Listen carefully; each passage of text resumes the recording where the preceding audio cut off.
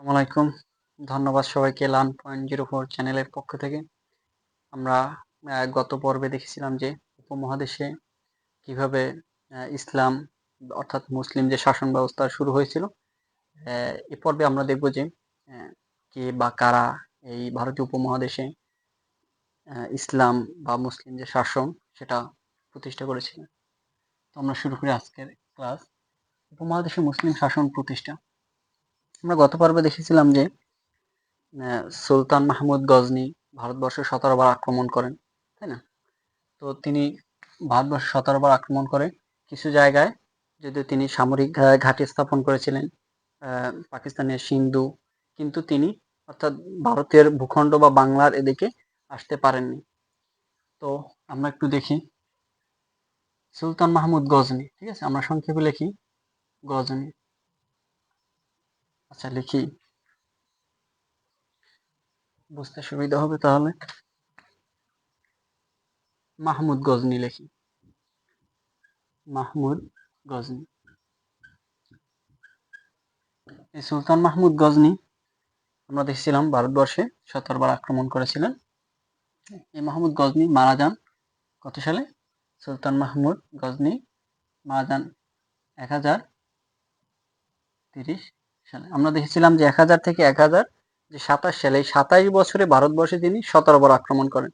তো তারপর তিনি এই যে তার ৩ বছর পর অর্থাৎ ১০৩০ সালে তিনি মৃত্যুবরণ করেন। তো তার মৃত্যুর পর থেকে এই ভারতীয় উপমহাদেশে মোটামুটি ১৬২ বছর, কত? ১৬২ বছর এই সুলতান মাহমুদের যে মৃত্যু, এই মৃত্যুর পরে ১৬২ বছর এই ভারতীয় উপমহাদেশে কোনো ইসলামী শাসন বা মুসলিম শাসন প্রতিষ্ঠা হয়নি। এরপরে এই যে ১৬২ বছর এই যে সময়গুলো, এই সময়গুলো শাসন করেছিলেন রাজপুত। কে ছিলেন? রাজপুত।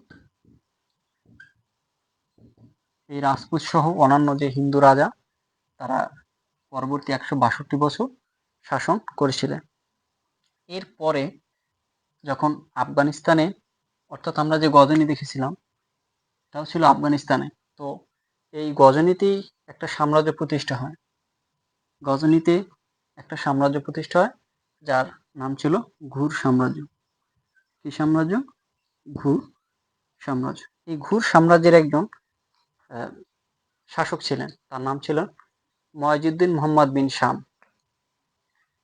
ঘুর সাম্রাজ্য প্রতিষ্ঠা হলে কোথায়? গজনীতে, অর্থাৎ আফগানিস্তানে ঘুর সাম্রাজ্য প্রতিষ্ঠা হলে ওখানকার শাসক ছিলেন মুয়াজ্জিদ্দিন মুহাম্মদ বিন শাম। মুয়াজ্জিদ্দিন মুহাম্মদ বিন শাম।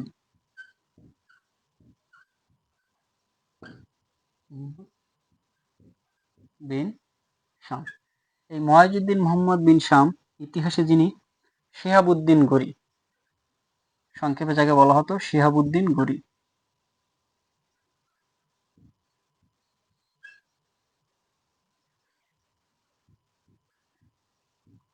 শিহাবুদ্দিন গরী, সংক্ষেপে যাকে বলা হতো কি মোহাম্মদ গরী। মোহাম্মদ গরী। এই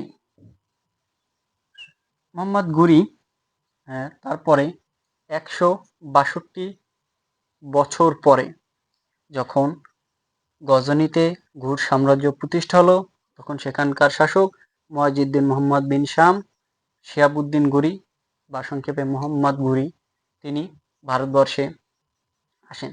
আসলে তিনি ভারতবর্ষে আসেন মোটামুটি ১১৯১ সালের দিকে। ১১৯১ সালে আসলেও তার সাথে পৃথ্বীরাজ চৌহান, যার সাথে একটা যুদ্ধ হয় যেটাকে আমরা বলি যে তরাইনের যুদ্ধ। তরাইনের প্রথম যুদ্ধ হয় এবং দ্বিতীয় যুদ্ধ হয়। তরাইনের প্রথম যুদ্ধ এবং দ্বিতীয় যুদ্ধ আমরা যে ভারতের মানচিত্র অঙ্কন করে তারপর বোঝার চেষ্টা করব। এরপর যে আমরা একটু ভারতের মানচিত্রটা অঙ্কন করি। এই যে আমি অঙ্কন করেছি, যদিও আমি ওইভাবে মানচিত্র অঙ্কন করতে পারি না, তারপর একটু চেষ্টা করলাম। তো এই যে এটা হচ্ছে কি ভারত এবং এটা হচ্ছে আমাদের বাংলাদেশ। বাংলাদেশের এই পাশেও যে আছে ভারতের ৭টা রাজ্য রয়েছে আমরা জানি, সেটা হচ্ছে সেভেন সিস্টার্স।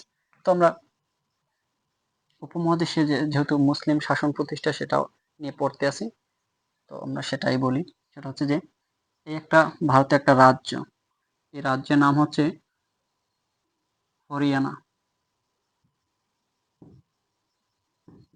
হরিয়ানা কি?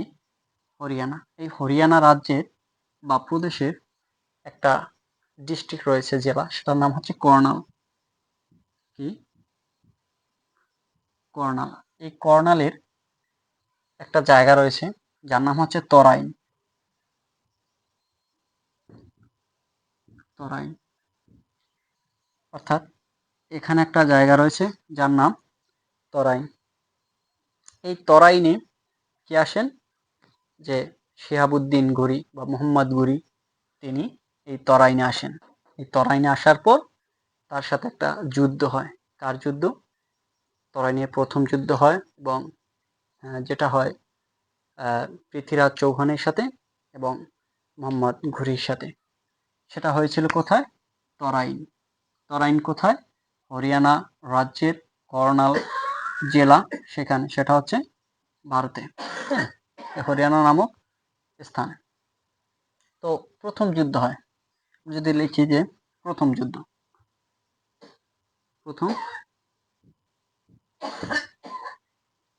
প্রথম যুদ্ধ, এই প্রথম যুদ্ধে পৃথ্বীরাজ চৌহান জয় হয়। পৃথ্বীরাজ চৌহান জয় হয়।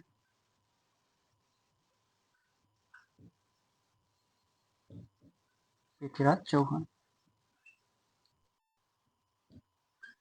এই পৃথ্বীরাজ চৌহান জয়ী হয়। কোথায় যুদ্ধ হয়? এই যে তরাইনে।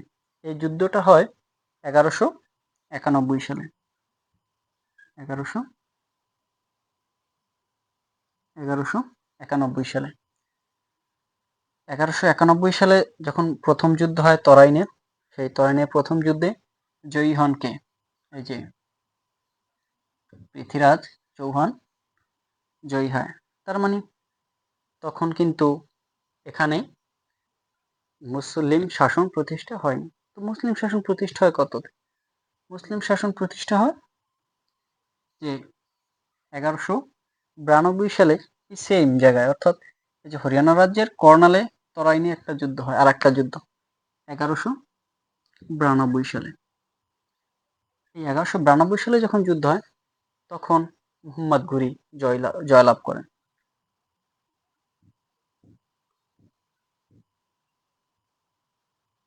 মোহাম্মদ ঘুরি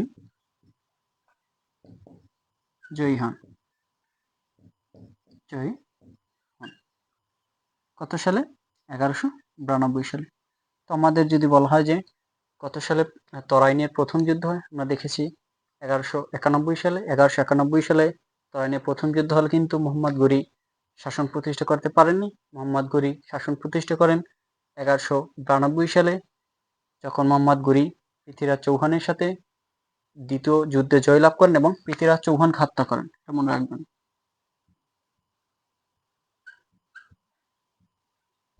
পৃথ্বীরাজ